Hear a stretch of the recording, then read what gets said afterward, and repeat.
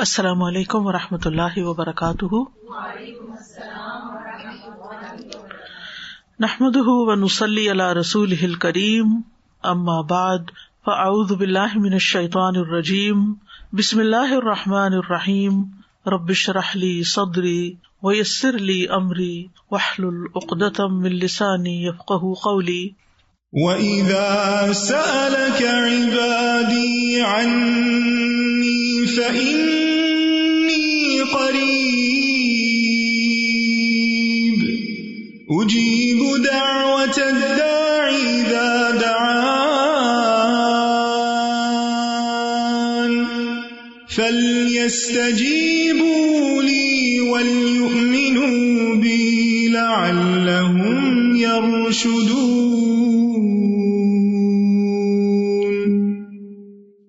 اور جب میرے بندے آپ سے میرے بارے میں سوال کریں تو کہہ دیجئے، بے شک میں قریب ہوں، میں پکارنے والے کی پکار کا جواب دیتا ہوں۔ جب وہ مجھے پکارے تو ان کو چاہیے کہ وہ میرا حکم مانیں اور مجھ پر ایمان رکھیں تاکہ وہ ہدایت پائیں۔ فَاسْتَغْفِرُوهُ ثُمَّ تُوبُوا إِلَيْهِ إِنَّ رَبِّي قَرِيبٌ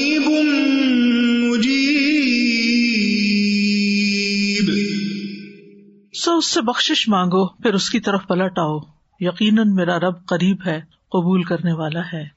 الحمد للہ عز واقتدر وعلا وقہر، لا ملجأ ولا ملتجأ منہ الا الیہ، ولا محید ولا مفر، احمدہ سبحانہ واشکرہ، وقد تأذن بالزیادۃ لمن شکر، واتوب الیہ واستغفرہ۔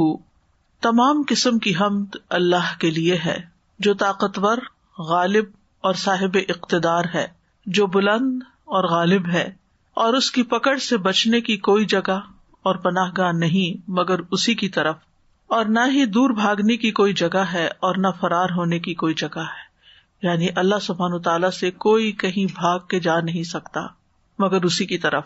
میں اللہ سبحانہ تعالیٰ کی حمد بیان کرتا ہوں اور اس کا شکر بجا لاتا ہوں، اور اس نے اعلان فرما دیا ہے کہ جو شکر کرے گا ہم اس کو زیادہ دیں گے۔ میں اسی کی طرف توبہ کرتا ہوں اور اسی سے استغفار کرتا ہوں۔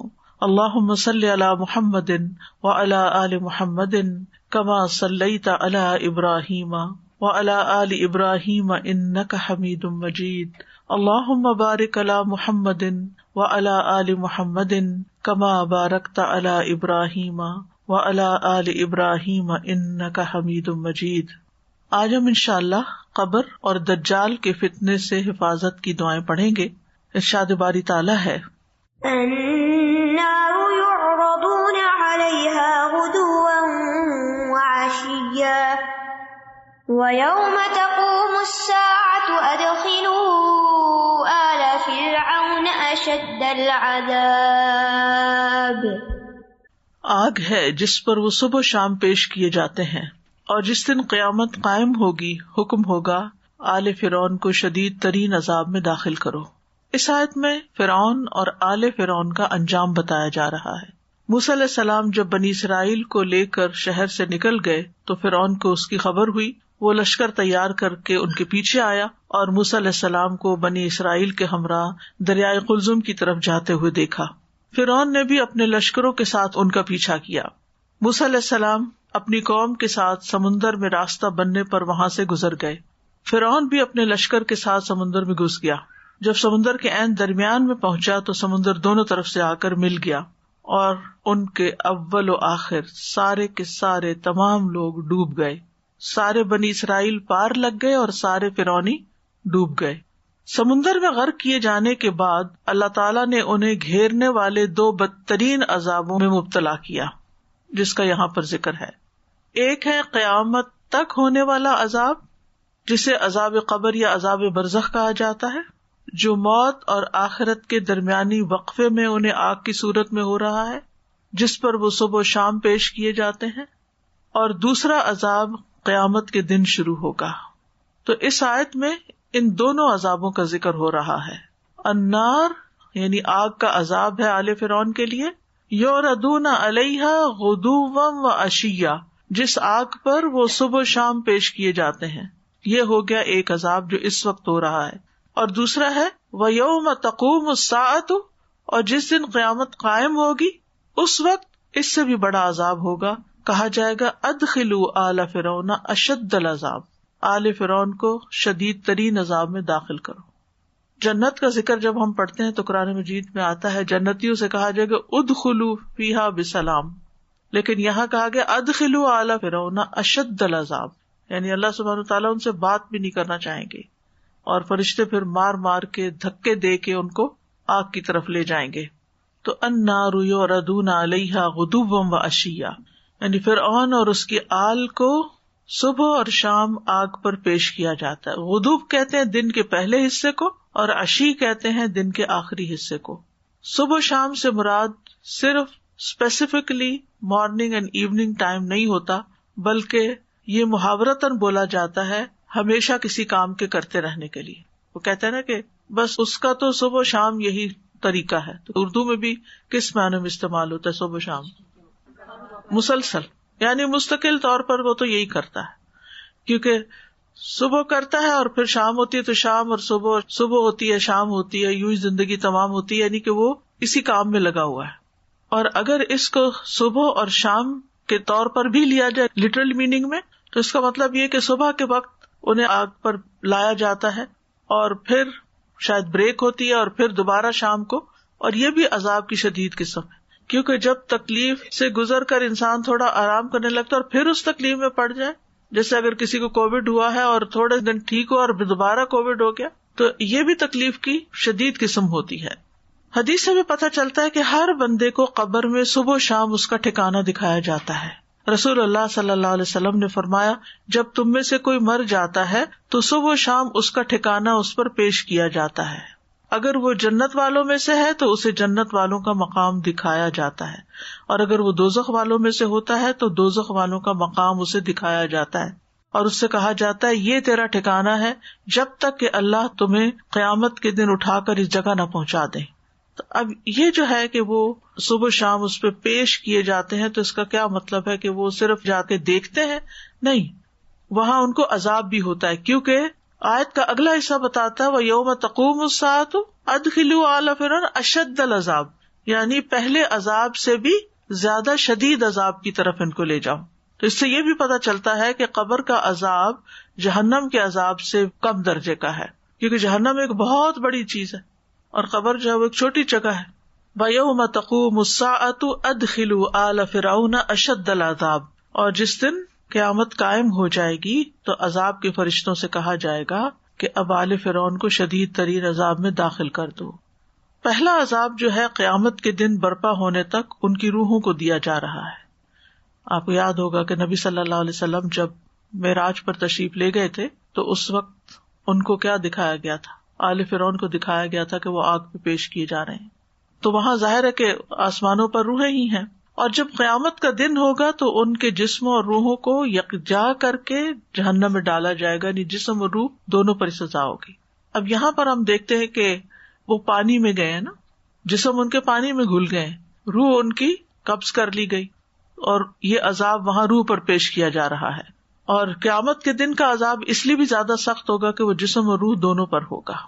اور یہ عذاب صرف فرعونیوں کے لیے خاص نہیں ہے، بلکہ تمام مجرموں کو قبر میں ڈالنے پر عذاب شروع ہو جاتا ہے، اور آخرت کا عذاب جو فیصلہ ہونے کے بعد ہوگا وہ تو بہت ہی سخت ہوگا.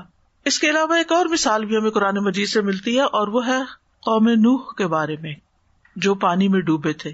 سورۃ نوح میں ارشاد باری تعالیٰ ہے وَقَدْ أَضَلُّوا كَثِيرًا وَلَا تَزِدِ الظَّالِمِينَ إِلَّا ضَلَالًا مِّمَّا خَطِيئَاتِهِمْ أُغْرِقُوا فَأُدْخِلُوا نَارًا فَلَمْ يَجِدُوا لَهُم مِّن دُونِ اللَّهِ أَنصَارًا. اور یقیناً انہوں نے کثیر تعداد کو بھٹکا دیا، یعنی قوم نوح کی اکثریت بھٹکی ہوئی تھی. تو نوح علیہ السلام نے ان کے خلاف بد دعا کی. انہوں نے کیا کہا؟ وَقَدْ أَضَلُّوا كَثِيرًا وَلَا تَزِدِ الظَّالِمِينَ إِلَّا ضَلَالًا، کہ تو اب ان ظالموں کو گمراہی میں ہی زیادہ کر، یعنی اب ان کی ہدایت کا وقت ختم ہو چکا ہے، اس لیے اب ان پر عذاب آنا ہی چاہیے. تو عذاب آ گیا. مما خطیئاتہم اغرقوا، اپنی ہی خطاؤں کی وجہ سے ان کو غرق کر دیا گیا، وہ ڈبو دیے گئے. فادخلوا نارا، پانی کا عذاب آیا تھا ان پر بھی. فرعونیوں پہ بھی پانی کا عذاب آیا تھا، ان پہ بھی پانی کا عذاب آیا. لیکن پانی میں جانے کے باوجود آگ میں سزا دی جا رہی ہے. چونکہ یہ غیب کا معاملہ ہے، ہمیں تو صرف قرآن کی نص کو، چونکہ ہمارا ایمان ہے کہ جو کہہ رہی ہے سچ کہہ رہی، اور جو احادیث ہے نبی صلی اللہ علیہ وسلم کی وہ سچ بتا رہی. اب یہ ہوتا کیسے ہے؟ اللہ تعالیٰ کے لیے تو کچھ بھی مشکل نہیں. یعنی ہوا کیا تھا، جب وہ ڈوبے تھے پھر وہ پانی آہستہ آہستہ نیچے اترا، اتنے تک ان کے جسم گل سڑ گئے، زمین کی مٹی میں مل گئے یا ہواؤں میں اڑ گئے یا جہاں بھی. تو اگر پانی کے فرشتوں کو اللہ تعالیٰ حکم دے کہ یہاں جتنے بھی ان کے جسم کے ذرات ہیں، وہ ذرات جہاں بھی ہیں، ہمیں لگتا ہے کہ بہت بڑے جگہ پر پھیل گئے ہیں، لیکن دیکھا جائے تو وہ زمین بھی ان کے لیے قبر کا ایک گڑھا ہی بن گئی، اور سمندر بھی قبر کا گڑھا ہی بن گیا ان کے لیے. تو اللہ تعالیٰ کے لیے کچھ مشکل نہیں. اور ویسے بھی آپ دیکھیں کہ پانی کس چیز سے مل کے بنا ہوا ہے؟ دو گیسز سے، H2O. آپ دیکھیے ایک جلتی ہے اور دوسری جلاتی. حیرت کی بات ہے نا کہ ہے پانی، لیکن جن چیزوں سے مل کے وہ بنا ہے وہ جلانے والی اور جلنے والی. یہ سارا اللہ کا بنایا ہوا ہے نا. وہ چاہے تو پانی میں جلنے کی سزا دے دے اور وہ چاہے تو کسی اور طرح دے دے. جب دنیا سے انسان چلا جاتا ہے تو پھر وہ ایک اور دنیا میں ہوتا ہے، وہاں کے معاملے اور ہیں. ہمیں یہ باتیں ہماری زبان میں سمجھائی گئی اور بعض اوقات ہم ان کو پھر دنیا سے کمپیئر کرنے لگتے ہیں کہ جی ہم نے قبر کھودی، ہمیں تو کہیں آگ نظر نہیں آئی اور ہمیں تو کہیں عذاب نظر نہیں آیا، تو یہ کیسی باتیں آپ کرتے ہیں. اس کو آپ یوں بھی سمجھ سکتے ہیں کہ مثلاً ایک شخص آپ کے ساتھ ہی سویا ہوا ہے اور وہ نیند میں چیخیں مارنے لگتا ہے، تو آپ اس کو ہلا کے پوچھتے کیا ہے تمہیں، کیا ہے تمہیں؟ تو وہ اٹھ کہتا ہے کہ میں نے دیکھا ہے کہ میرے پیچھے ایک سانپ آ رہا تھا اور مجھے کاٹنے لگا تھا، یا اس نے کاٹ لیا مثلاً، تو مجھے اس کی پین ہو رہی تھی. اب وہ جو ساتھ سویا ہوا ہے وہ اگر یہ کہے کہ تم بالکل جھوٹ کہتے ہو، یہاں تو کوئی سانپ نہیں تھا اور کہاں کاٹا ہے، تمہارا جسم بھی ٹھیک ہے، لیکن اس کو وہ جسم پر ہی محسوس ہو رہا تھا اور وہ خوف میں تھا، وہ رو رہا تھا، اس کو وہ سب نظر آ رہا تھا، لیکن ساتھ لیٹے ہوئے بندے کو نظر نہیں آ رہا تھا کچھ بھی. تو کیا آپ اس کو جھوٹا قرار دیں گے کہ نہیں تم جھوٹ کہتے ہو، یہاں کچھ بھی نہیں ہے، یہ ایگزسٹ ہی نہیں کرتا جو کچھ تم بیان کر رہے ہو؟ نہیں، وہ ایک اور دنیا میں ایگزسٹ کر رہا تھا جہاں اس کی روح تھی.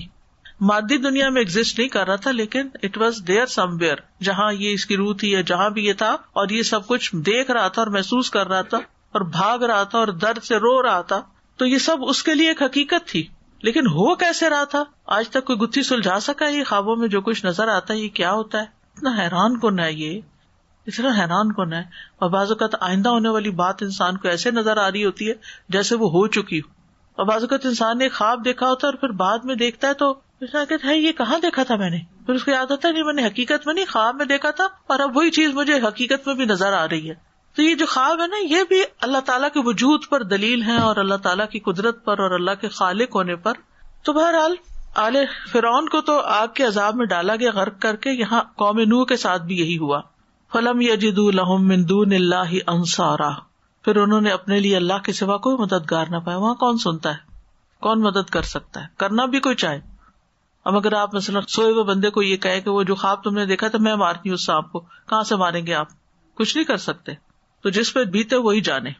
تو ان دونوں آیات سے یہ بات پتہ چلتی ہے کہ عذاب قبر جو ہے یا قیامت کے آنے سے پہلے کا عذاب برحق ہے. اسے آپ عذاب قبر کہیں، اسے آپ عذاب برزخ کہیں، اسے آپ کچھ بھی نام دیں، لیکن وہ برحق ہے. حدیث میں اس کو عذاب قبر بتایا گیا ہے. حضرت عائشہ سے روایت ہے ایک یہودی عورت ان کے پاس آئی، اس نے عذاب قبر کا ذکر کیا اور کہا اللہ آپ کو عذاب قبر سے محفوظ رکھے. اس پر حضرت عائشہ نے رسول اللہ صلی اللہ علیہ وسلم سے عذاب قبر کے بارے میں دریافت کیا. آپ نے کہا ہاں عذاب قبر برحق ہے. حضرت عائشہ کہتی ہیں پھر میں نے کبھی ایسا نہیں دیکھا کہ رسول اللہ صلی اللہ علیہ وسلم نے کوئی نماز پڑھی ہو اور اس میں عذاب قبر سے اللہ کی پناہ نہ مانگی ہو. خود رسول اللہ صلی اللہ علیہ وسلم پناہ مانگتے تھے ہر نماز کے بعد، اور وہ دعا سب کو آتی ہوگی اللہم انی اعوذ بک من عذاب القبر واعوذ بک من عذاب جہنم آخر تک. انشاءاللہ آج یہی دعا ہے ہماری، آگے جا کے ہم اس کی وضاحت کریں گے. تو بذریعہ وحی قبر کی آزمائش کے حق ہونے کی خبر ملتی ہے انسان کو، اس لیے ہمارا ایمان ہے وحی پر اور ہم اس کو حق مانتے ہیں، حق ہی جانتے ہیں. اسماء بنت ابی بکر کہتی ہیں کہ رسول اللہ صلی اللہ علیہ وسلم خطبے کے لیے کھڑے ہوئے تو آپ نے اس آزمائش کا ذکر فرمایا جس میں ہر شخص کو قبر کے اندر مبتلا ہونا پڑے گا. جب آپ نے یہ ذکر کیا کہ ہر شخص کا قبر میں امتحان ہوگا تو مسلمان رونے لگ گئے، آہو بکا کرنے لگے، حتیٰ کہ ان کے رونے کی آوازوں سے میں نبی صلی اللہ علیہ وسلم کی بات سمجھ نہ سکی کہ آپ کیا فرما رہے، کیونکہ مائک اسپیکر وغیرہ تو نہیں ہوتے تھے. آپ بات کر رہے تھے اور صحابہ نے رونا شروع کر دیا اور رونے کی آوازوں میں آپ کی آواز دب گئی. جب ان کی آہو بکا رک گئی تو میں نے ایک قریبی شخص سے کہا کہ اللہ تیرے لیے برکت فرمائے. رسول اللہ صلی اللہ علیہ وسلم نے آخر میں کیا فرمایا تھا؟ اس نے کہا آپ صلی اللہ علیہ وسلم نے فرمایا مجھے وحی کی گئی ہے کہ قبروں میں تمہاری فتنہ دجال جیسی آزمائش ہوگی، یعنی ایک سخت ٹیسٹ ہوگا. نبی صلی اللہ علیہ وسلم نے فرمایا اگر مجھے یہ ڈر نہ ہوتا کہ تم لوگ اپنے مردوں کو دفن کرنا چھوڑ دو گے تو میں اللہ سے دعا کرتا کہ تمہیں قبر کا عذاب سنا دے. یعنی جب مردے کو دفن کرتے ہیں اور فرشتے اس کے ساتھ بات کر رہے ہوتے ہیں اور اس کا ٹیسٹ لے رہے ہوتے ہیں تو وہ باتیں جو ہیں وہ تمہیں سنوا دی جاتی، یا یہ کہ پھر اس کے بعد اگر اس کو کوئی سزا ہوتی ہے اور وہ رونا دھونا کرتا ہے تو وہ رونا دھونا سنوا دیا جاتا.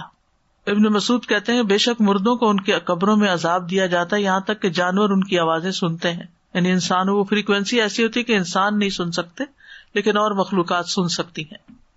ایک اور آیت بھی ہمیں عذاب قبر کے بارے میں اشارہ دیتی ہے، یہ سورۃ الانعام کی آیت ہے 93. وَلَوْ تَرَىٰ إِذِ الظَّالِمُونَ فِي غَمَرَاتِ الْمَوْتِ وَالْمَلَائِكَةُ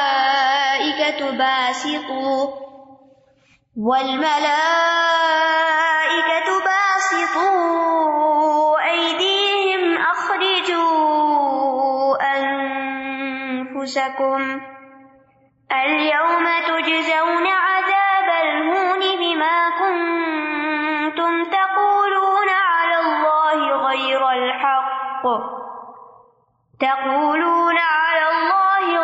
الْحَقِّ وَكُنتُمْ عَنْ آيَاتِهِ تَسْتَكْبِرُونَ. اور اگر آپ اس وقت دیکھ سکتے جب ظالم لوگ موت کی سختیوں میں گھرے ہوئے ہوتے ہیں اور فرشتے اپنے ہاتھوں کو پھیلائے ہوئے ہوتے ہیں. ہم تو نہیں دیکھتے لیکن قرآن بتاتا ہے کہ مرنے والے کے پاس فرشتے بیٹھے ہوتے ہیں اور اپنے ہاتھ آگے کرتے ہیں، کہتے ہیں نکالو اپنی جانیں، آج تم رسوائی کے عذاب سے سزا دیے جاؤ گے اس وجہ سے کہ تم اللہ پر ناحق باتیں کہتے تھے اور تم اس کی آیات سے تکبر کرتے تھے، یعنی اس کی آیات پر جھکتے نہیں تھے یا ان کو مانتے نہیں تھے. یہاں بنیادی طور پر کفر کرنے والوں، تکبر کرنے والوں، اللہ کی بات نہ ماننے والوں کی بات کی جا رہی ہے کہ جب ان کی موت کا وقت آتا ہے تو اس وقت سخت ترین تکلیف ان کو ہوتی ہے، سکرات موت میں ہوتے ہیں اور فرشتے ان کو مار رہے ہوتے ہیں، ڈانٹ رہے ہوتے ہیں اور ان کو دھمکا رہے ہوتے ہیں کہ الیوم تجزون عذاب الہون، آج تمہیں ذلت کا عذاب دیا جائے گا، سخت ذلیل کیا جائے گا. اچھا، اب ایک تو یہ ہے کہ جب موت کا وقت ہوتا ہے اس وقت بھی سزا ہو رہی ہوتی ہے، لیکن یہ آج کون سا ہے؟ مرنے کا دن ہے، یعنی مرنے کے بعد سے تمہاری سزا شروع ہو جائے گی، یہ مطلب ہے. تو وَلَوْ تَرَىٰ إِذِ الظَّالِمُونَ فِي غَمَرَاتِ الْمَوْتِ، غمرات الموت کا مطلب ہے موت کی سختیاں، سکرات، مشکلات. غمرہ کا مطلب ہوتا ہے شدت، سختی. اصل میں غمرہ کہتے ہیں کسی چیز کو جو ڈھانپ لیتی ہے.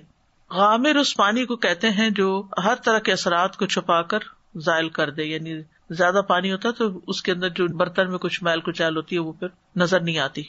تو یہاں سے پھر یہ شدتوں اور تکلیفوں کے لیے بھی استعمال ہونے لگا. تو یہاں پر کہا جا رہا ہے کہ اے انسان اگر تم دیکھو ان لوگوں کو جو موت کی غشیوں میں ہوتے ہیں اور ان کے اوپر جو تکلیف گزر رہی ہوتی ہے تو دیکھ کے انسان کا جسم لرز جائے.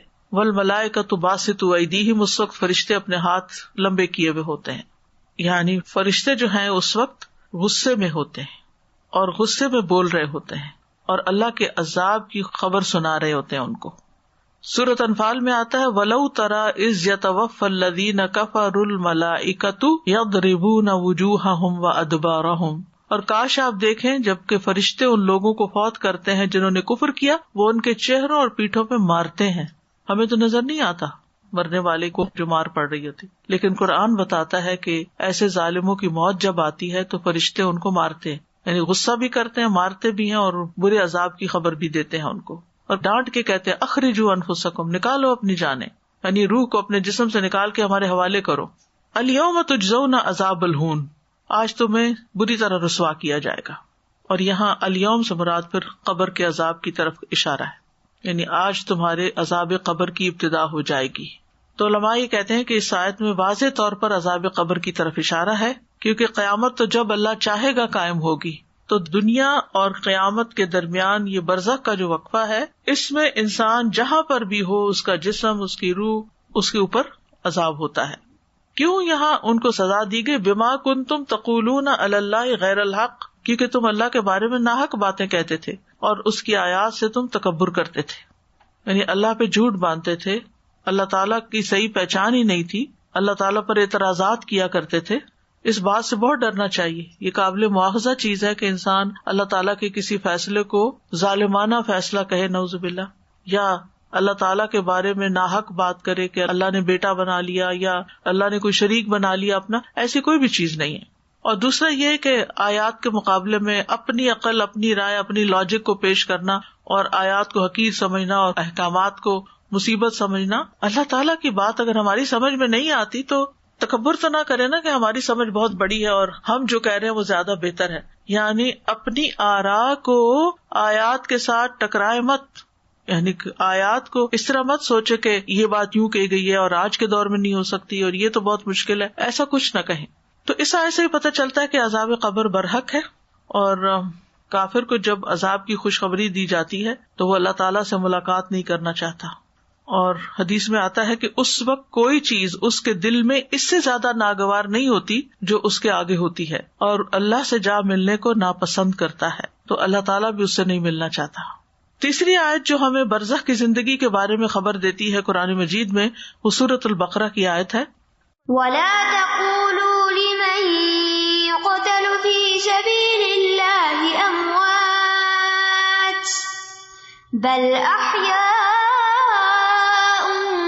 وَلَكِن لَّا تَشْعُرُونَ. اور جو لوگ اللہ کی راہ میں مارے جائیں انہیں مردہ نہ کہو بلکہ وہ زندہ ہیں، لیکن تم شعور نہیں رکھتے. یہ آیت شہدائے بدر کے بارے میں نازل ہوئی تھی.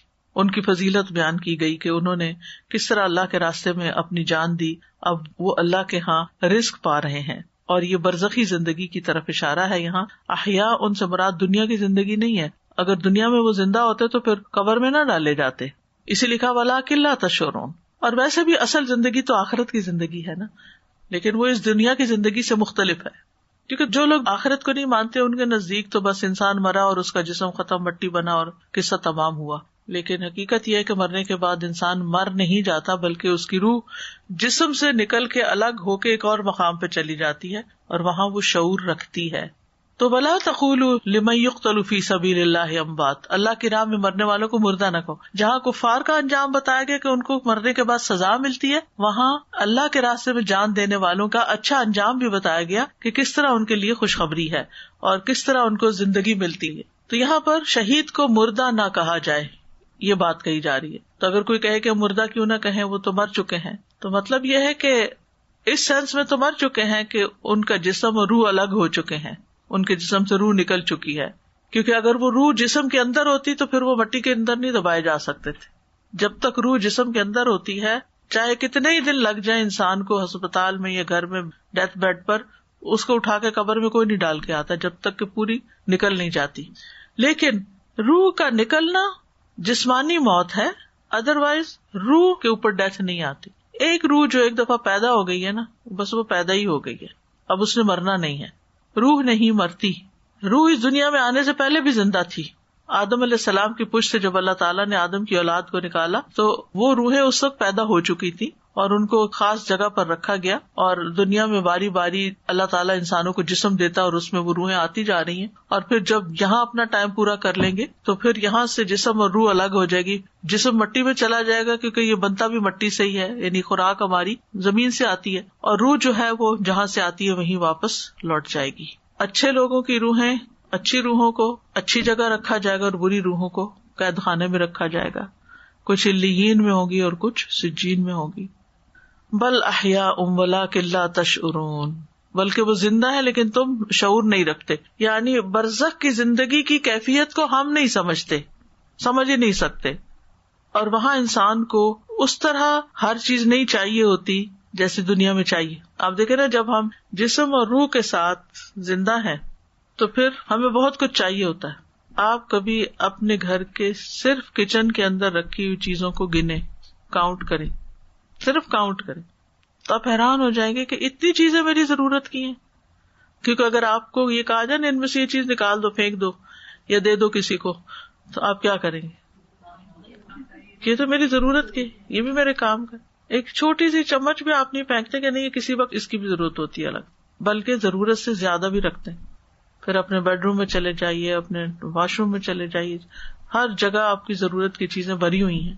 تو جب روح جسم کے اندر ہوتی ہے نا تو بے شمار ضرورتیں ہوتی ہیں اس کی، لیکن جب روح جسم سے نکل جاتی ہے تو اس کی ضرورتیں ختم ہو جاتی ہیں. نہ جسم کی پھر ضرورت رہتی ہے نہ روح کو ضرورت رہتی ہے. روح اپنے انجام کو پہنچ جاتی ہے جہاں یا اس کے لیے روح و ریحان و جنت النعیم ہے یا پھر اس کے لیے آگ کا گڑھا ہے. تو یہاں قبر کی نعمتوں کا ذکر کیا گیا، یعنی برزخ کی زندگی کی نعمتوں کا ذکر کیا گیا کہ وہاں آرام بھی ہے اور عذاب بھی ہے. ایک بڑی اہم بات اس آیت سے پتہ چلتی ہے کہ جو شخص اللہ کے راستے میں اپنی کوئی محبوب چیز دے دیتا ہے اس کا اجر بھی اتنا ہی بڑا ہوتا ہے.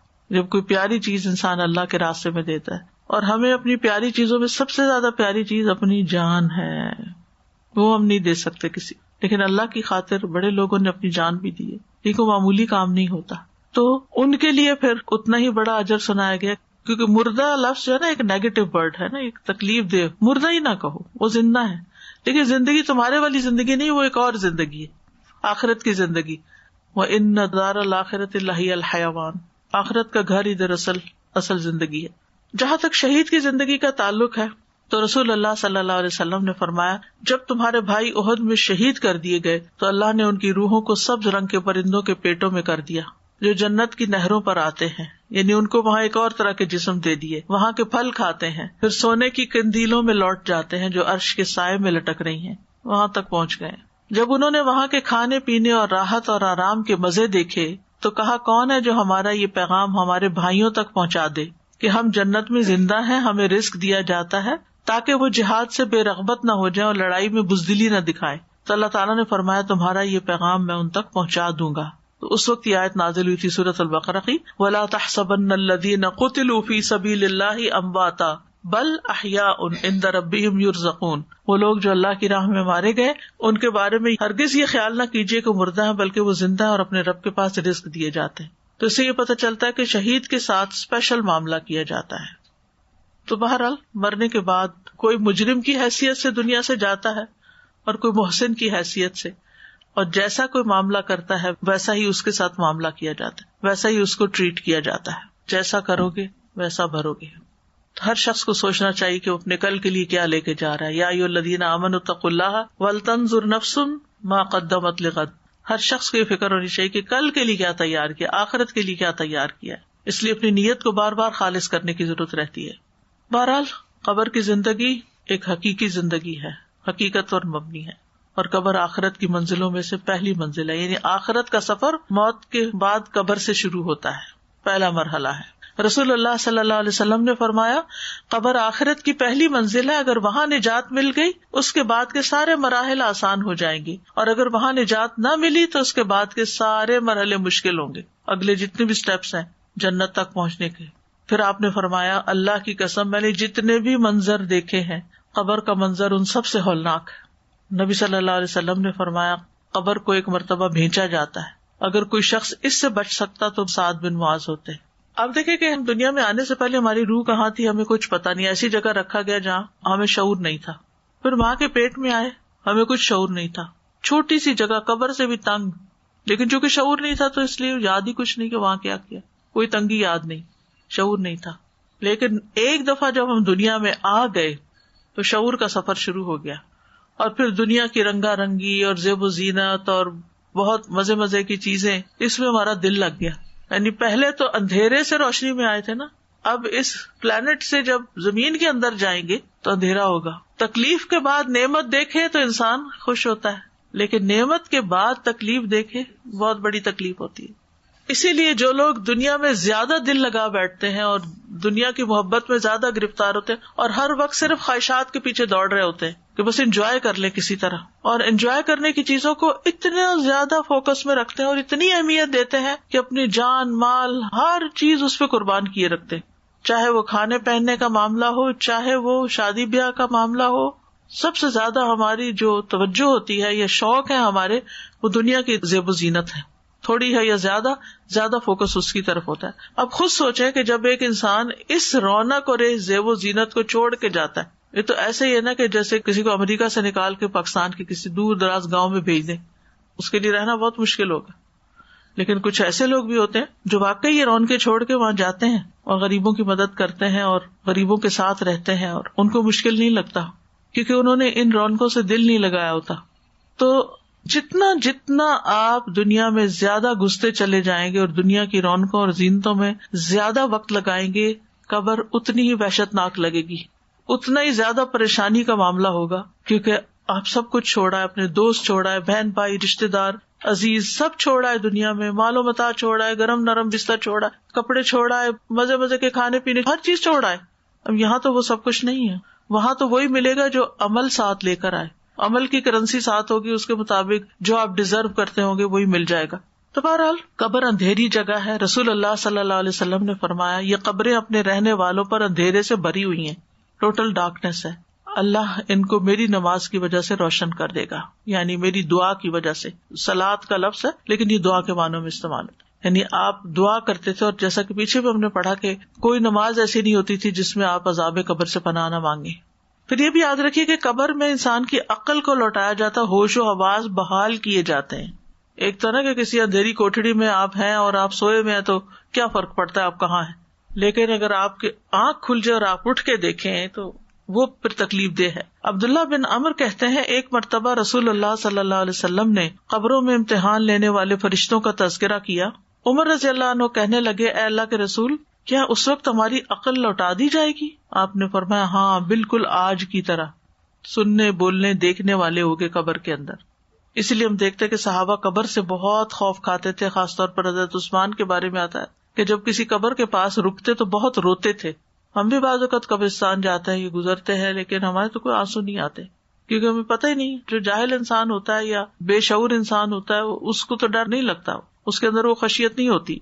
صحابہ میں سے عمرو بن العاص کہتے ہیں جب میرا انتقال ہو جائے تو میرے جنازے کے ساتھ نہ کوئی رونے والی ہو، یعنی کوئی عورت نہ جائے، نہ آگ ہو، کیونکہ وہاں وہ لوگ کینڈل یعنی آگ لے کے جاتے تھے. اور اب بھی آپ دیکھیں کہ مارننگ کے لیے کینڈل جلائی جاتی ہیں.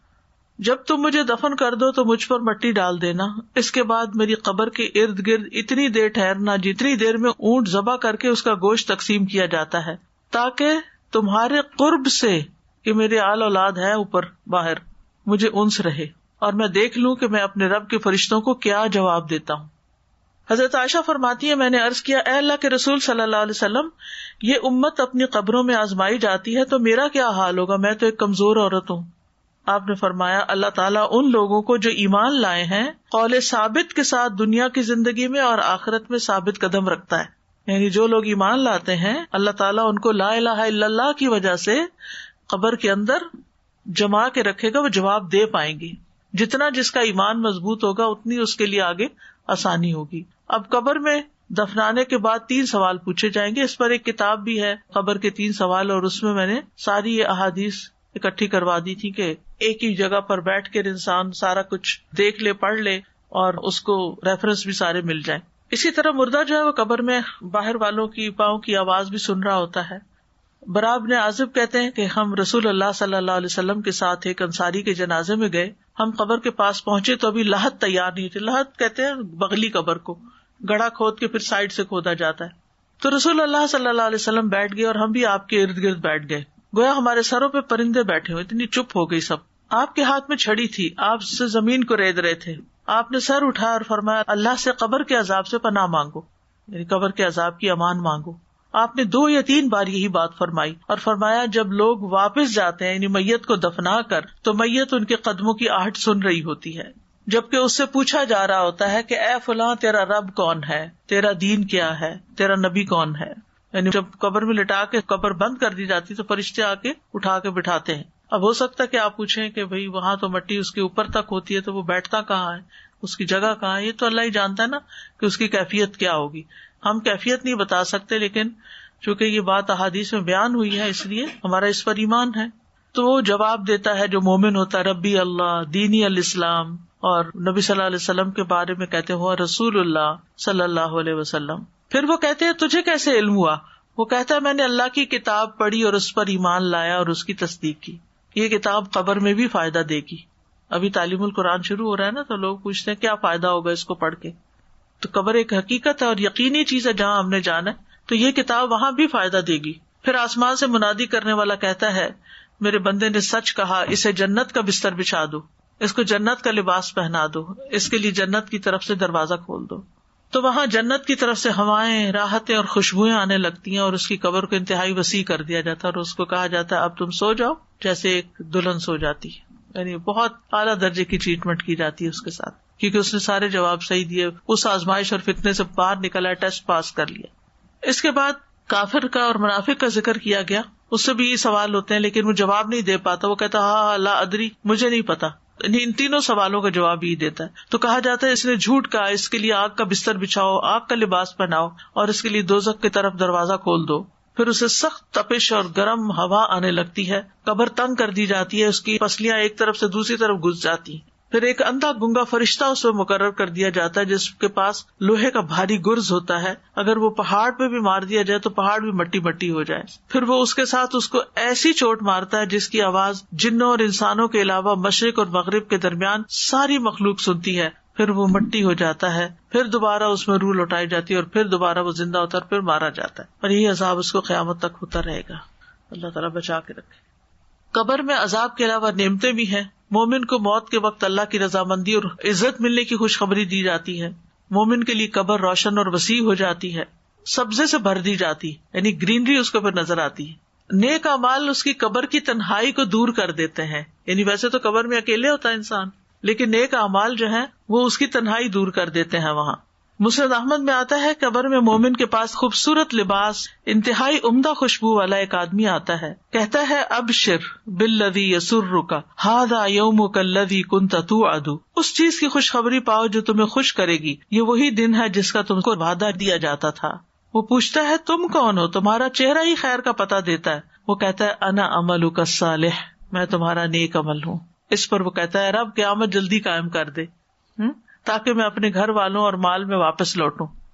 اس سے بھی پتہ چلتا ہے نا کہ اگر دنیا میں انسان اکیلے ہونے سے گھبراتا نہیں ہے، اللہ کے ذکر میں اس کا دل لگ جاتا ہے، اچھی باتوں میں، کچھ سیکھنے میں، کچھ سکھانے میں، تو قبر کی تنہائی بھی پھر اس کو نہیں کاٹے گی انشاءاللہ، کیونکہ اس نے دنیا میں اپنے لیے انف اعمال اکٹھے کر لیے جو اس کے ساتھی بنے. پھر اس کے لیے جنت کی طرف سے دروازہ کھولا جاتا ہے، اس کی خوشی اور سرور میں اضافہ ہو جاتا ہے. پھر اسی طرح کچھ لوگوں کو رزق بھی دیا جاتا ہے.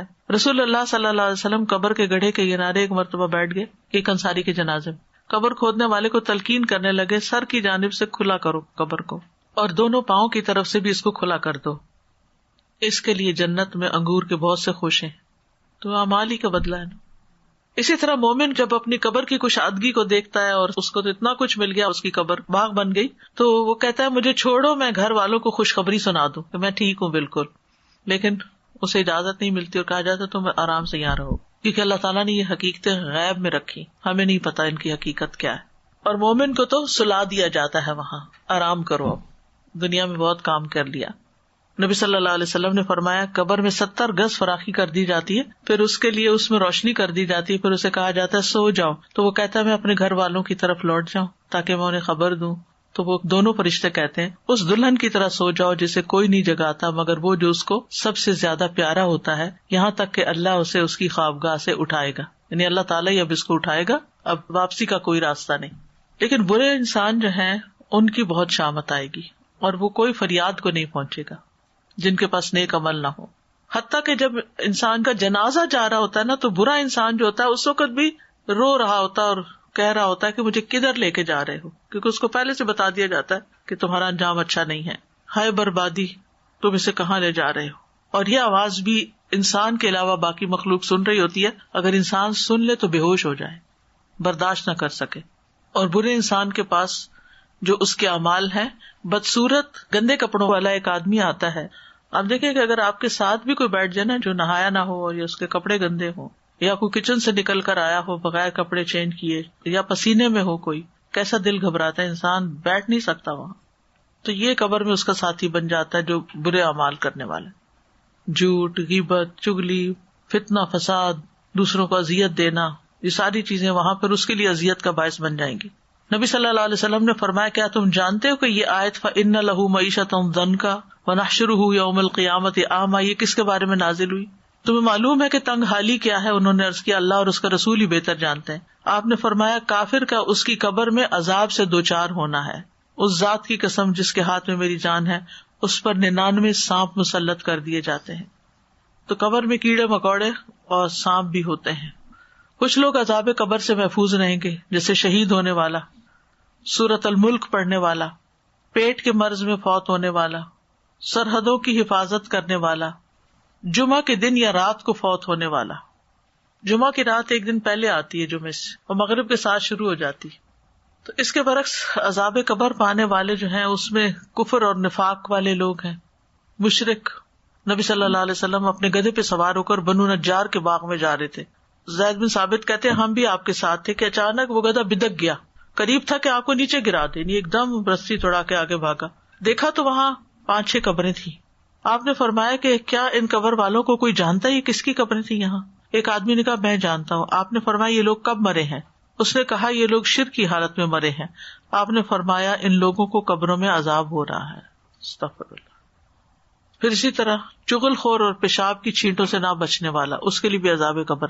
ابن عباس کہتے ہیں کہ نبی صلی اللہ علیہ وسلم 2 قبروں کے پاس سے گزرے، آپ نے فرمایا ان دونوں قبروں کو عذاب دیا جا رہا ہے اور کسی بڑی بات پر نہیں۔ پھر آپ نے فرمایا کیوں نہیں؟ بڑی ہی بات ہے، ان میں سے ایک شخص تو چغل خوری کرتا تھا اور دوسرا پیشاب سے بچنے کے لیے احتیاط نہیں کرتا تھا۔ آپ نے یہ بھی فرمایا قبر کا زیادہ تر عذاب پیشاب کی وجہ سے ہوتا ہے، بس تم پیشاب کی چھینٹوں سے بچا کرو، یعنی اپنی طہارت کا اہتمام کیا۔ چغل خوری کیا ہوتی ہے؟ کوئی بتائے گا آپ میں سے؟ ادھر کی بات ادھر چغل خوری ہوتی ہے کہ کسی کی شکایت لگانا، خاص طور پہ ایسی باتیں کرنا کہ جس سے فساد پیدا ہو، 2 بندوں کی لڑائی اور فساد کے لیے۔ میں یہ پوچھ رہی تھی کہ اگر جیسے کوئی کسی کی اصلاح کے لیے ہمیں بتائے کہ کوئی کسی کی اصلاح کر سکتا ہے، تو ہم اس کی اصلاح کے لیے اگر ہم کوئی اس طرح کی بات کرتے ہیں تو کیا وہ بھی چغل خوری میں آئے گی؟ کسی سے کسی کی اصلاح ہو رہی ہو۔ چغل خوری فساد کے لیے ہوتی ہے، لڑانے کے لیے 2 دوستوں کو۔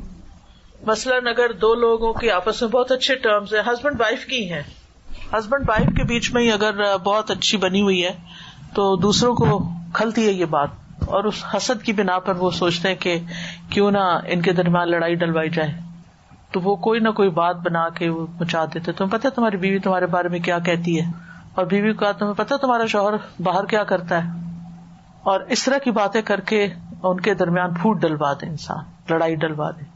ایک ہوتا ہے صرف غیبت۔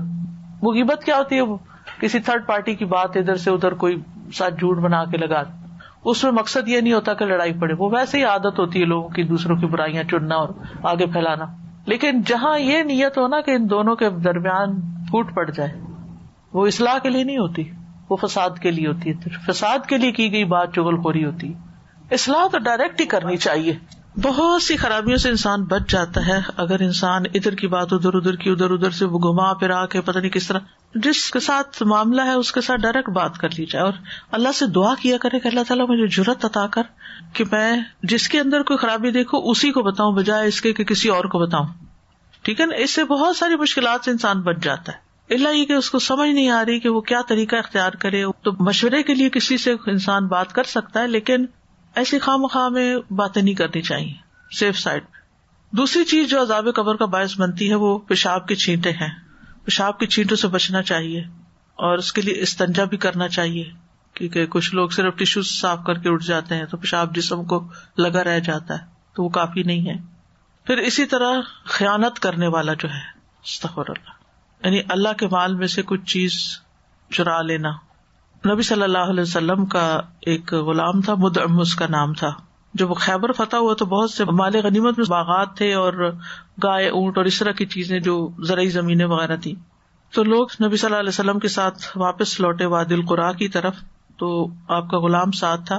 تو اس دوران جب نبی صلی اللہ علیہ وسلم کا کجاوا اتار رہا تھا وہ، تو ایک تیر آ کے اس کو لگا، تو لوگوں نے کہا شہادت مبارک ہو اس کو۔ آپ نے فرمایا ہرگز نہیں، اس ذات کی قسم جس کے ہاتھ میں میری جان ہے، جو چادر اس نے خیبر کے دن تقسیم ہونے سے پہلے مال غنیمت سے چرائی تھی، وہ اس پہ آگ کا شعلہ بن کے بھڑک رہی ہے۔ یہ بات سن کے ایک آدمی 2 تسمے لے کے نبی صلی اللہ علیہ وسلم کی خدمت میں حاضر ہو گیا، کہنے لگا یہ چیز میں نے اٹھائی تھی۔ آپ نے فرمایا یہ بھی آگ کا ایک یا 2 تسمے بنتے ہیں۔ تو اللہ کے مال کی حفاظت بھی کرنی چاہیے اور اس میں سے کچھ چرانا نہیں چاہیے۔ پھر جھوٹ بولنے والا، نبی صلی اللہ علیہ وسلم کو خواب میں دکھایا گیا تھا کہ ایک شخص کی باچھ چیری جا رہی تھی، کیونکہ وہ بہت ہی جھوٹا تھا. ایک جھوٹی بات کرتا، اس سے وہ جھوٹ نقل کیا جاتا، یہاں تک کہ دنیا کے کونے کونے میں پہنچ جاتا. قیامت تک اس کو یہی سزا ملتی رہے گی. پہلے زمانے میں تو یہ جھوٹ کونے کونے تک پہنچانا بڑا مشکل تھا، لیکن آج آپ ایک جھوٹی بات کر دیں، استغفر اللہ، اور وہ اس طرح پھیلتی ہے جنگل کی آگ کی طرح. تو اس لیے بہت احتیاط کی ضرورت ہے. غلط بیانی نہیں کرنی چاہیے، خاص طور پہ سوشل میڈیا پر. باقاعدہ لوگ ویڈیو بنانے بیٹھ جاتے ہیں، جھوٹی خبریں. کل میرا ایک پروگرام تھا ریڈیو اسٹیشن پر، تو بعد میں بات چیت ہو رہی تھی، تو میں ان سے ایسے اپنی انفارمیشن کے لیے پوچھ رہی تھی کہ آپ لوگ خبریں کہاں سے لیتے ہیں. تو انہوں نے بتایا کہ ہم نے واشنگٹن پوسٹ کی سبسکرپشن لی ہوئی ہے، فلاں فلاں جگہ کی، لیکن ہم فلاں کنٹری سے کوئی خبر نہیں لیتے، کیونکہ وہاں پر اکثر خبریں فیبریکیٹڈ ہوتی ہیں، جھوٹ ہوتی ہیں. ایک جھوٹ عام 1 on 1 کسی کے ساتھ جھوٹ بولنا ہے، وہ بھی غلط ہے، لیکن ایک جھوٹ پوری قوم کے ساتھ بولنا اور پھر اس کا خبروں میں، اخباروں میں چھپ جانا اور بندے بندے کا پڑھنا یا ٹیلی ویژن پہ نشر ہونا، افسوس کے ساتھ یہ مسلمانوں کا کردار ہو گیا آج. یعنی دوسرے کے بارے میں جھوٹا پروپیگنڈا شروع کر دے، بغیر تحقیق کے باتیں آگے پہنچانا. اس میں تو بہت کم لوگوں کو میں نے دیکھا ہے جو بچے ہوئے ہیں. اچھا، بعض اوقات کیا ہوتا ہے کہ اوپر ٹائٹل کچھ اور دیا ہوتا ہے، صرف یعنی لوگوں کے اٹینشن گریب کرنے کے لیے، اور نیچے بالکل کچھ اور ہوتا ہے. تو یہ بھی ایک جھوٹی دعوت ہے نا، یعنی جھوٹ بولا آپ نے، یہ جو آپ اوپر کہہ رہے ہیں غلط بیانی کی اندر کیا ہے. پھر اسی طرح بے جا باتیں کرنے والا. نبی صلی اللہ علیہ وسلم نے فرمایا جب کوئی مرنے والا مرتا ہے اور اس پر رونے والا کھڑا ہو اور کہے کہ اے میرے پہاڑ یا وا جبل، یعنی ایک ان کا طریقہ تھا کسی کو بڑا بنانے کا نا، جیسے کہتے ہیں آئرن وومن، اور یعنی پہاڑ جیسا حوصلہ اور فلاں، اے میرے سردار، یہ اس طرح کے کوئی اور الفاظ اس کے بارے میں کہے میت کے بارے میں، تو میت پر 2 فرشتے مقرر کیے جاتے ہیں جو اس کے سینے پہ گھونسے مارتے ہیں اور پوچھتے ہیں تم ایسے ہی تھے. جھوٹی تعریفیں بھی نہیں کرنی چاہیے. یہ جو ہم پڑھتے ہیں نا کہ میت کے بارے میں اچھی تعریف کرو تاکہ گواہی اچھی ہو، تو جھوٹی بھی نہ کرو، جو وہ نہیں ہے وہ بھی نہ کرو، کیونکہ اس کو ثواب نہیں ملنا، الٹا اس کو سزا ملنی ہے. پھر اسی طرح علم حاصل کرنے کے بعد مرتد ہونے والا. حضرت انس کہتے ہیں کہ ایک شخص پہلے عیسائی تھا، پھر مسلمان ہو گیا، اس نے سورۃ البقرہ اور آل عمران پڑھی، وہ نبی صلی اللہ علیہ وسلم کا کاتب بن گیا، پھر مرتد ہو کر دوبارہ عیسائی بن گیا. کہنے لگا جو کچھ میں نے لکھ کے دیا ہے وہ میں نے لکھا ہے، اس کے سوا محمد کو کچھ بھی معلوم نہیں صلی اللہ علیہ وسلم. تو اللہ نے اس کو موت دے دی، لوگوں نے اسے دفن کیا. صبح ہوئی تو وہ زمین سے باہر پھینکا ہوا تھا. لوگوں نے کہا کہ یہ محمد صلی اللہ علیہ وسلم کے ساتھیوں کا کام ہے، چونکہ ان کا دین چھوڑا تو اس لیے. انہوں نے پھر دوبارہ اس کو دفن کیا، اس زیادہ گہری قبر کھودی. صبح ہوئی تو پھر وہ باہر تھا، پھر تیسری دفعہ پھر ایسے ہی کیا. اب یہ کہ اس کے بعد وہ سمجھ گئے کہ یہ کسی انسان کا کام نہیں ہے، یہ اللہ کی طرف سے ہو رہا ہے کہ زمین اس کو نہیں پناہ دے رہی. اب قبر کے عذاب کے علاوہ فتنہ دجال جو ہے ایک بہت بڑا فتنہ ہے، جو زمین کا سب سے بڑا فتنہ ہے. نبی صلی اللہ علیہ وسلم نے فرمایا حضرت آدم کی پیدائش سے لے کر قیامت کے درمیانی وقفے میں دجال سے زیادہ کوئی بڑا واقعہ پیش نہیں آیا. ہر نبی نے دجال سے ڈرایا. پھر یہ کہ جب دجال آ جائے گا تو اس کے بعد ایمان لانا کسی کو فائدہ نہیں دے گا. رسول اللہ صلی اللہ علیہ وسلم فرمایا دجال میری امت میں نکلے گا، یعنی آپ کی امت اس وقت ہوگی دنیا میں جب دجال سامنے آئے گا. مکہ اور مدینہ کے سوا پوری دنیا میں یہ فتنہ پھیل جائے گا. دجال داہنی آنکھ سے کانا ہوگا، اس کی آنکھ پھولے ہوئے انگور کی طرح ہوگی، گھنے بالوں والا ہوگا، اس کی دونوں آنکھوں کے درمیان کاف فا را لکھا ہوا ہوگا. وہ دن بڑے سخت دن ہوں گے جب دجال آئے گا. حضرت عائشہ کہتی ہے کہ ایک مرتبہ رسول اللہ صلی اللہ علیہ وسلم نے خروج دجال کے موقع پر پیش آنے والی تکالیف کا ذکر کیا. میں نے پوچھا اے اللہ کے رسول اس دن اہل عرب کہاں ہوں گے؟ فرمایا اے عائشہ اس زمانے میں اہل عرب بہت تھوڑے ہوں گے. میں نے پوچھا ایمان والوں کا کھانا کیا ہوگا؟ فرمایا جو فرشتوں کا ہوتا ہے، تسبیح، تکبیر، تحمید، تحلیل، یعنی سبحان اللہ والحمد للہ ولا الہ الا اللہ واللہ اکبر. میں نے پوچھا ان دنوں کون سا مال بہتر ہوگا؟ نبی صلی اللہ علیہ وسلم نے فرمایا وہ طاقتور غلام جو اپنے مالک کو پانی پلا سکے. رہا کھانا تو وہ تو ہوگا ہی نہیں، یعنی کھانے کے لیے کوئی چیز نہیں بچے گی. اللہ تعالیٰ اس فتنے سے محفوظ رکھے. آپ صلی اللہ علیہ وسلم نے یہ بھی فرمایا تمہارے بعد ایک گمراہ کن کذاب آئے گا، اس کے سر کے پچھلے حصے میں شکنیں بنی ہوئی ہوں گی گھنگرالے بالوں کی وجہ سے. آپ نے یہ 3 بار فرمایا، پہچان کرانے کے لیے کہ امت پہچان جائے اور اس کی باتوں میں نہ آئے. آپ صلی اللہ علیہ وسلم نے فرمایا، صحیح بخاری کی روایت ہے، دجال جس وقت خروج کرے گا اس کے ساتھ پانی اور آگ ہوگی. جو چیز لوگوں کو آگ نظر آئے گی وہ ٹھنڈا پانی ہوگا، جو پانی نظر آئے گا وہ جلانے والی آگ ہوگی، یعنی چیزوں کی شکل بدل جائے گی. تم میں سے جو شخص اسے پائے اسے چاہیے کہ آگ دینے والی چیز میں غوطہ لگائے، کیونکہ میٹھا اور ٹھنڈا پانی ہوگا. آپ صلی اللہ علیہ وسلم نے یہ بھی فرمایا کہ تمہارے بعد ایک گمراہ کن کذاب آئے گا جس کے سر میں پیچھے سے شکنیں بنی ہوں گی، اور وہ یہ دعویٰ کرے گا کہ میں تمہارا رب ہوں. یعنی اصل فتنہ کیا ہے کہ وہ رب ہونے کا دعویٰ کرے گا. تو جو شخص یہ کہہ دے لست ربنا، تم نہیں ہو ہمارے رب، لیکن ربنا اللہ، ہمارا رب تو اللہ ہے، علیہ توکلنا، اس پر ہم نے توکل کیا، وإلیہ انبنا، اسی کی طرف ہم نے رجوع کیا، نعوذ باللہ من شرک، ہم تیرے شر سے اللہ کی پناہ میں اپنے آپ کو دیتے ہیں. یعنی جو رد چاہیے ہوگی اس کو رد کرنے کے لیے. اس سلسلے میں جو دعائیں نبی صلی اللہ علیہ وسلم نے سکھائیں، نبی صلی اللہ علیہ وسلم ہر نماز کے بعد یہ دعا پڑھا کرتے تھے، اللہم انی اعوذ بک من عذاب القبر واعوذ بک من فتنۃ المسیح الدجال واعوذ بک من فتنۃ المحیا وفتنۃ الممات اللہم انی اعوذ بک من المأثم والمغرم.